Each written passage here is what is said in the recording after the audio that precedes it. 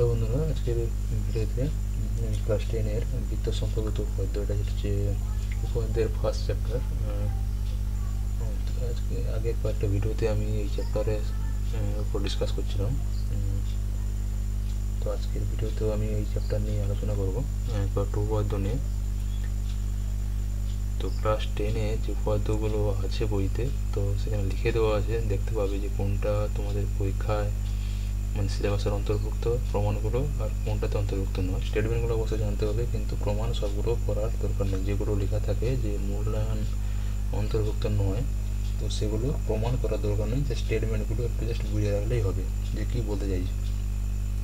তো আগের ভিডিওতে আমি যেটা লাস্টে তোমাদেরকে প্রমাণ করেছিলাম, বলেছিলাম, যেটা বুঝেছিলাম যে তিনটে যদি অসমরেখ বিন্দু থাকে, তিনটে অসমরেখ বিন্দু দিয়ে একটা মাত্রই বৃত্ত আঁকা সম্ভব। ঠিক আছে, এটা একটা উপপাদ্যের স্টেটমেন্ট। তো এর প্রমাণ তোমাদের তিনটে অসমরেখ বিন্দু দিয়ে একটি মাত্র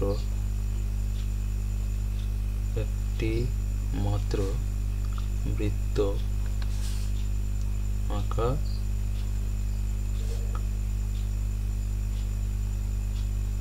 সম্ভব। তো এই যে স্টেটমেন্টটা আমি আগের দিন জাস্ট বুঝিয়ে দিয়েছিলাম যে কিভাবে আঁকা যাবে ত্রিভুজ বৃত্ত, এবং একটাই যে আঁকা যায় কেন সেটা আমি বুঝিয়েছিলাম। এর প্রমাণ কিন্তু তোমাদের এক্সামে আসবে না, অর্থাৎ সিলেবাসের বাইরে এটা প্রমাণটা। তো জাস্ট স্টেটমেন্টটা এটা মনে অবশ্যই রাখতে হবে, কারণ এটা কাজে লাগবে। তো নেক্সট আমরা যে উপপাদ্যগুলো প্রমাণ করব এই চ্যাপ্টারে, সেটা হচ্ছে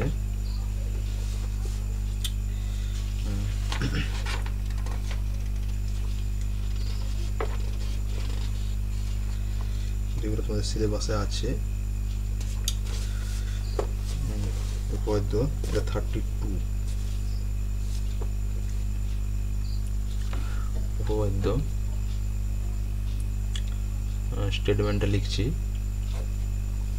কি বলছে দেখো, ব্যাস নয় এরূপ কোনো জ্যায়ের উপর, আমরা এটা আরম্ভ সব বলেই দিয়েছি, ব্যাস নয় এরূপ কোনো জ্যায়ের উপর বৃত্তের কেন্দ্র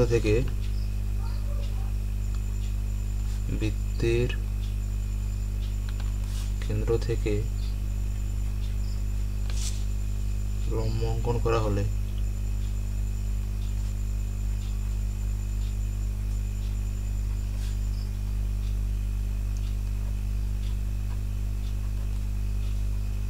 ওই লম্ব জ্যাটিকে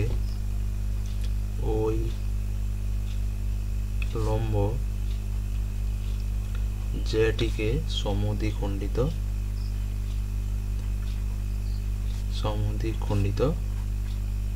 করে। স্টেটমেন্টটা দেখো একটু ভালো করে।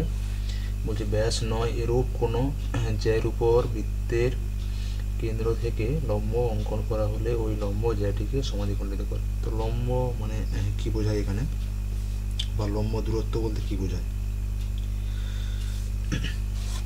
এটা এই টার্মটা আমাকে জানতে হবে। এইরকম একটা আমাকে সরল রেখা এখানে দেওয়া আছে, বা সরল রেখাংশ বলছি এ বি, এর উপর এর বাইরের একটা আমি বিন্দু নিচ্ছি, এটা সাপোজ সি। ঠিক আছে, তাহলে সি এ বি একটা সরল রেখা বলছি বা সরল রেখাংশ বলছি, মানে এর উপর অসংখ্য বিন্দু আছে, তাই না?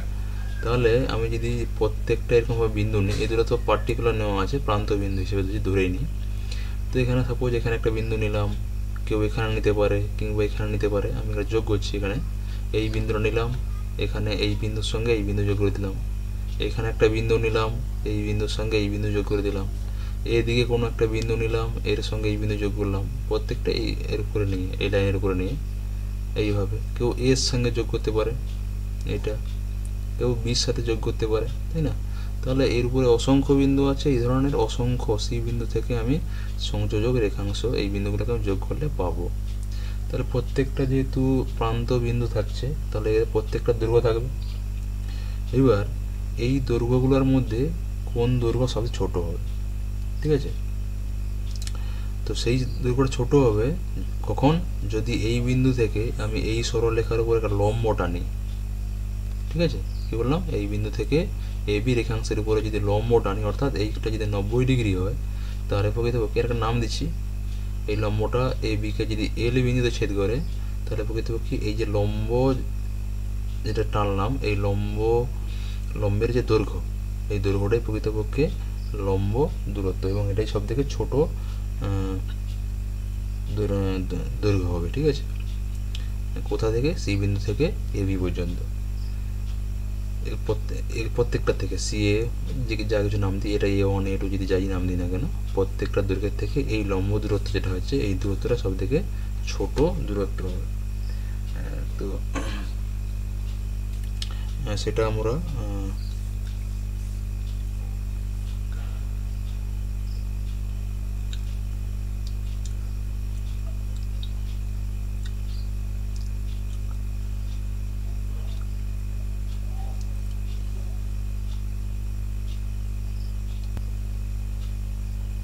ওকে। তো এটা সব থেকে ক্ষুদ্রতম, কারণ কি হচ্ছে যে এখানে যেহেতু এটা 90 ডিগ্রি হচ্ছে, এটা লম্ব বলছি আমি, এটা সিএল বি কোণ বা সিএল এ কোণ যাই হোক, এর প্রত্যেকটাকে 90 ডিগ্রি হচ্ছে। তাহলে এটা যদি 90 ডিগ্রি হয়, এখানে আমি যে কোনো বিন্দু যদি নিই এই এল বিন্দু বাদে, তাহলে সেটা সবাই নাম দিলাম একটা এম দিলাম, এটাকে দিলাম এটা M1 বা M2 দিলাম, এখানে M1 M2। তাহলে এখানে CL M1 যে ত্রিভুজটা পাচ্ছি, এটা কি সমকোণী ত্রিভুজ, কারণ একটা কোণ তো সমকোণ হচ্ছে, এটা হচ্ছে অতিভুজ।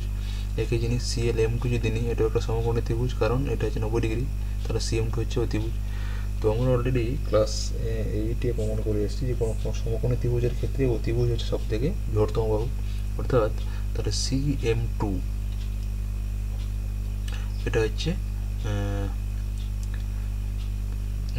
বড় হচ্ছে কার থেকে, CL এর থেকে বড় হচ্ছে। একই জিনিস CM1টাও কি হবে, CL এর থেকে বড় হচ্ছে, অর্থাৎ এল বিন্দু বাদ দিয়ে এবি রেখাংশের উপরে যে কোনো আমি যদি বিন্দু নিই, প্রত্যেকটা বিন্দুই কোনো না কোনো ত্রিভুজের অতিভুজ হয়ে যাচ্ছে, তাই না। সুতরাং সবসময় অতিভুজ যেহেতু অন্য যে ত্রিভুজের বাহুগুলো আছে তার থেকে সবসময় বৃহত্তম হচ্ছে, সুতরাং CLটা সবসময় এ বি উপরে যে কোনো বিন্দু নিই না কেন, সি বিন্দু থেকে যোগ করলে পর তার থেকে সবসময় ছোটো হবে, ঠিক আছে। এটাই হচ্ছে লম্ব দূরত্ব। ওকে, তো সেটাই বলছে এখানে যে ব্যাস নয় এরূপ কোনো জ্যার উপর বৃত্তের কেন্দ্র থেকে যদি লম্ব অঙ্কন করা হয়, তাহলে ওই লম্ব জ্যাটিকে সমদ্বিখণ্ডিত করবে, ঠিক আছে। তো এটা আমি জাস্ট বোঝানোর জন্য ছবিটা আঁকলাম। তো আমি এখানে প্রমাণটা করবো উপপাদ্যে, তো তার জন্য আমাকে ছবিটা আঁকতে হবে, যে একটা বৃত্ত আঁকো। এখানে প্রথমে একটা বৃত্ত আঁকলাম আমি এখানে, এটা বৃত্ত, এই বৃত্তটা হচ্ছে বৃত্তের কেন্দ্র ও ব্যাস নয়, ব্যাস কি বলছিলাম, ব্যাস হচ্ছে বৃত্তের সব থেকে বড় যে, বা বৃত্তের একটা যে যেটা কিনা কেন্দ্র দিয়ে যায়, তাই না, এবং তার দৈর্ঘ্য সব থেকে বড় বলছিলাম। তো এখানে কেন্দ্র দিয়ে যাবে না বলেছে, দেখেই দেওয়া আছে, দেখো ব্যাস নয়, ব্যাস মানে কেন্দ্র দিয়ে যাবে, সুতরাং ব্যাস নয় বলছে মানে সেটা কেন্দ্র দিয়ে যাবে না, সুতরাং এখানে এইরকম একটা নিলাম। এটা হলো এ এবং বি দুটো বিন্দুতে এই বৃত্তের পরিধিকে ছেদ করছে, এটা হচ্ছে এবি একটা জে। এবার বলছে কি, এই আমি বলছি বৃত্তের কেন্দ্র থেকে লম্ব যদি এই এটা কেন্দ্র, এটাকে আমি ও দিলাম, তাহলে এর থেকে এর উপরে আমি লম্ব টানছি, ঠিক আছে। এটাকে নাম দিলাম কিছু একটা, সে এটা এল নাম দিলাম। তাহলে কি বলছে এখানে, এর বিন্দুটা প্রকৃতপক্ষে এ বির মধ্যবিন্দু বলেছে, দেখো জ্যাটিকে সমদ্বিখণ্ডিত করবে। তাহলে এখানে ধরে নাও, এখানে ধরি ও কেন্দ্রীয়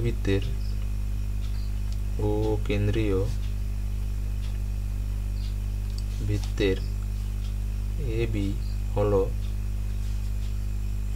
ব্যাস নয় এরূপ কোনো জে, ঠিক আছে। ও এল হলো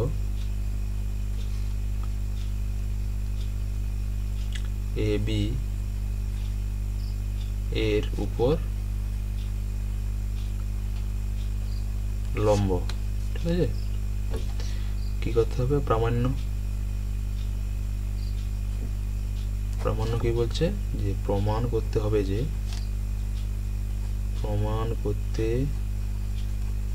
হবে যে কি AL ইকুয়াল টু BL। তো এখানে অঙ্কনে আসতে হবে আমাকে, একটা অঙ্কন প্রণালী কাজে লাগবে। এখানে অঙ্কনটা কি করবো, এখানে OA আর OB যুক্ত করিলাম। তাহলে যুক্ত করে দাও, এখানে OA যোগ করে দাও আর হচ্ছে OB যোগ করে দাও। সরি, একটু এদিকে আসবে।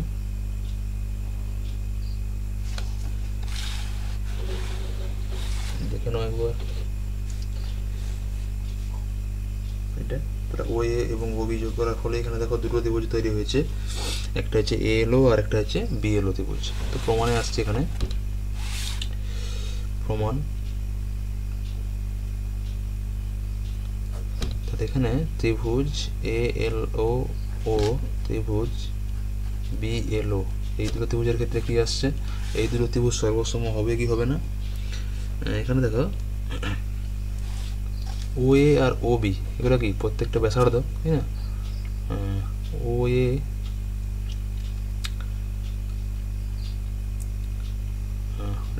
এটা লম্ব বলে দেওয়া আছে, OLটা হচ্ছে এর উপর লম্ব।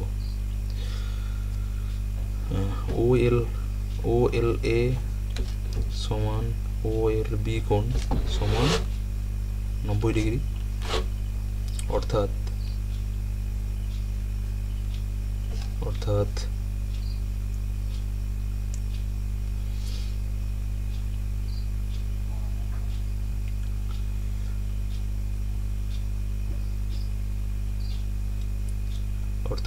OA, OB এটা কি ত্রিভুজ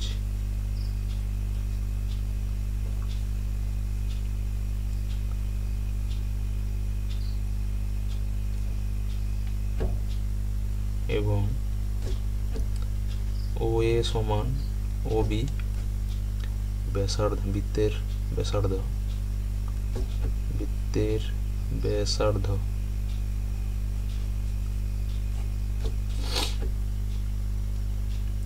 ঠিক আছে। আর কি দেওয়া আছে, OLটা সাধারণ বাহু, OL সাধারণ বাহু, অতএব সর্বসমতার কোন সূত্র আমরা লাগাবো এখানে, RHS।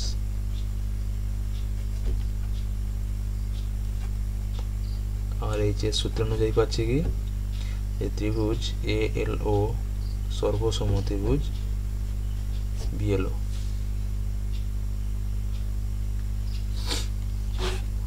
অতএব এখান থেকে আমি বলতে পারি যে অল্টারনেটিভ যে সাইডগুলো আছে, করসপন্ডিং সাইডগুলো, সেগুলো কি হবে, ইকুয়াল হয়ে যাবে, অর্থাৎ AL ইকুয়াল টু BL প্রমাণিত।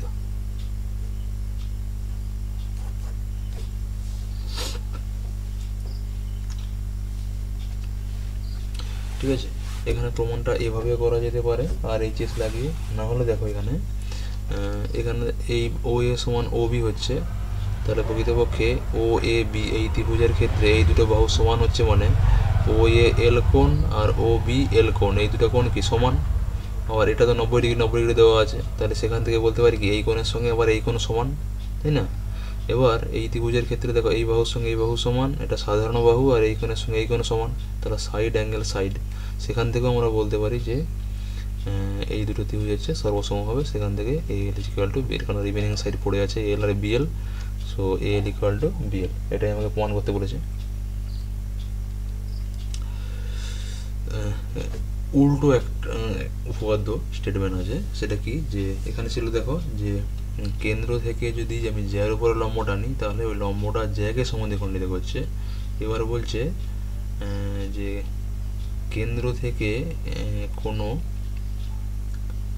যদি আমি জ্যায়ের মধ্যবিন্দুর যদি সংযোজক রেখাংশ অঙ্কন করি, তাহলে সংযোজক রেখাংশটা প্রকৃতপক্ষে ABর উপরে লম্ব হবে, এটা আমাকে প্রমাণ করতে হবে। জাস্ট উল্টোটা, এটাই প্রমাণ করবো এখন।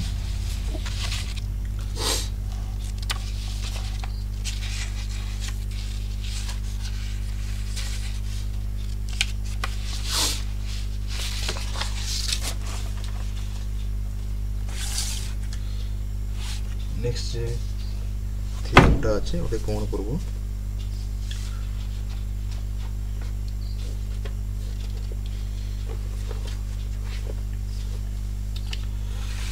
উপপাদ্য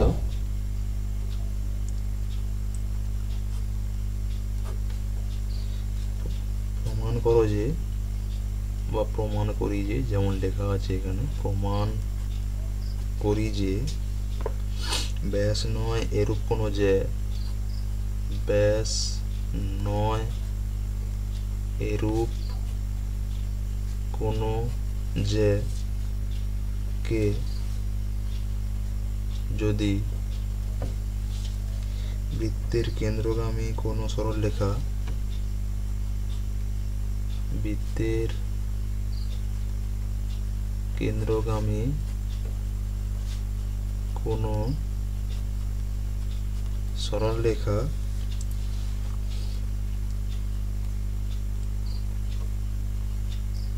সমদ্বিখণ্ডিত করে, তাহলে ওই সরলরেখা, তাহলে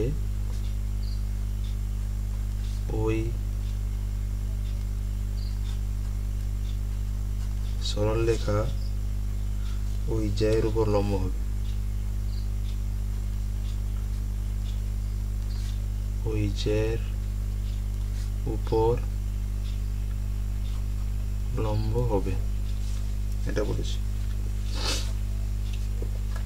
ঠিক আছে, বলছে ব্যাস নয় এরূপ কোনো জ্যাকে যদি বৃত্তের কেন্দ্রগামী কোনো সরলরেখা সমদ্বিখণ্ডিত করে, তাহলে ওই সরলরেখা ওই জ্যায়ের উপরে লম্ব হবে। অর্থাৎ এখানে এইটা যদি বৃত্ত হয়, এটা যদি বৃত্তের কেন্দ্র হয়, এইটা যদি ব্যাস নয় এরূপ কোনো জ্যা হয় এ বি, এবার বলছে কেন্দ্রগামী একটি সরলরেখা, কেন্দ্রগামী একটা সরলরেখা এ বি জ্যাকে সমদ্বিখণ্ডিত করছে, অর্থাৎ এল ইকুয়াল টু বিএল দেওয়া আছে, আমাকে দেখাতে বলছে যে এটাকে কেন্দ্র দিলাম ও, দেখাতে হবে ও এলটা এ বির উপরে লম্ব দেখাতে হবে।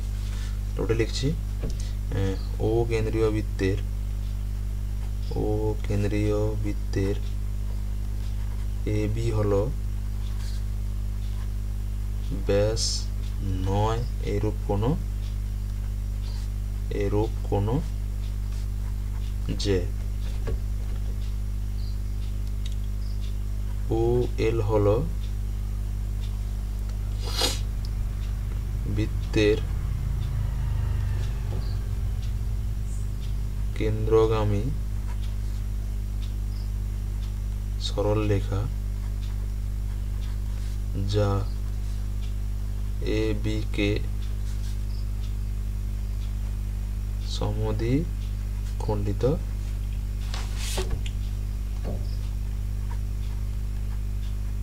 করেছে। ঠিক আছে, প্রামাণ্য তাহলে কি হবে এখানে, প্রামাণ্য প্রমাণ করতে হবে যে কি, যে ও এলটা এ বির সাথে লম্ব, এটা পারপেন্ডিকুলার সিম্বল, লম্ব সিম্বল। তাহলে আমরা এখানে অঙ্কনে আসবো,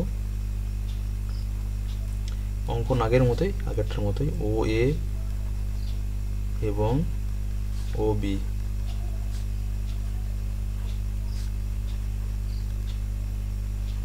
যুক্ত করিলাম।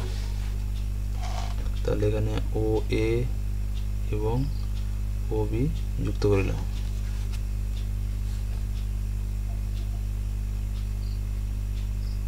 প্রমাণ এখানে আসবে, এখানে একই জিনিস, এখানে যে ত্রিভুজটা আমি পাচ্ছি, এখানে ত্রিভুজ এ ও এল ও ত্রিভুজ বি ও এল এর এখানে কি পাবো, এখানে আমাকে দেওয়া আছে, দেখো এ এল আর বি এল ইকুয়াল দেওয়া আছে, ও এ ও বিটা হচ্ছে তো ব্যাসার্ধ সাধারণ আর ও এলটা সাধারণ পাবো, তাই না, তাহলে সাইড হয়ে যাবে এখান থেকে।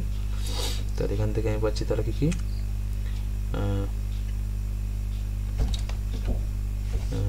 এখানে লিখে দিচ্ছি, তাহলে এ L equal to B L, এটা প্রদত্ত।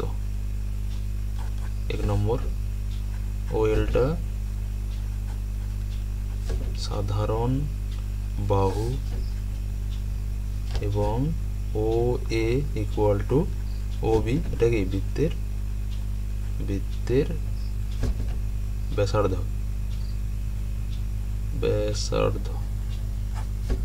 অতএব সর্বসমতার সাইড এই সূত্র থেকে পাচ্ছি আমি, সূত্র অনুযায়ী পাই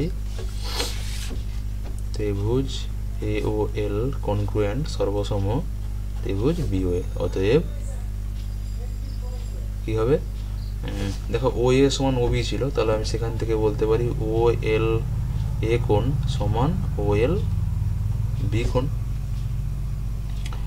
যেহেতু এ এল বি একই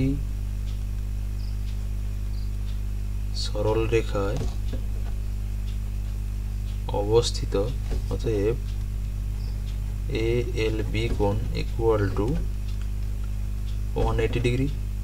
আর এ এল বি কোণ মানেই প্রকৃতপক্ষে আমি কি বলছি, টুয়াইস এ এল ও কোণ ইকুয়াল টু 180 ডিগ্রি, বা এ এল ও কোণ হচ্ছে 180 ডিগ্রি বাই 2 মানে 90 ডিগ্রি। অতএব ও এল এ বির সাথে লম্ব, এটাই আমাকে প্রমাণ করতে বলা ছিল, তার প্রমাণ হয়ে গেল। দেখে নাও প্রমাণটা কিভাবে হয়েছে।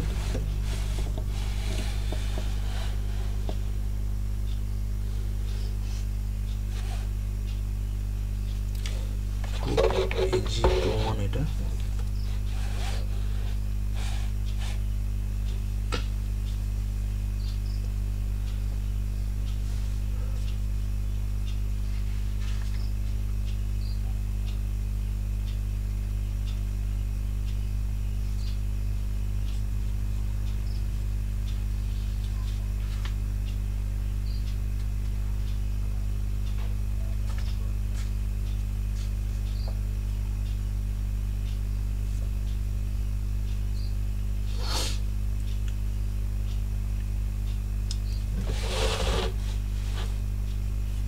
ওকে, আজকে এই পর্যন্তই।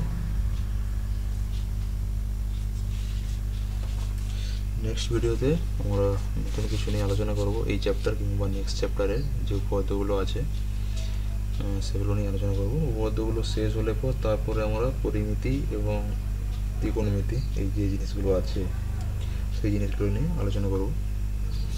তো পাটিগণিত এগুলো নিয়ে খুব একটা আলোচনা করার মতো সময় হয়তো হবে না, কারণ ওগুলো মোটামুটি সবাই পারবে।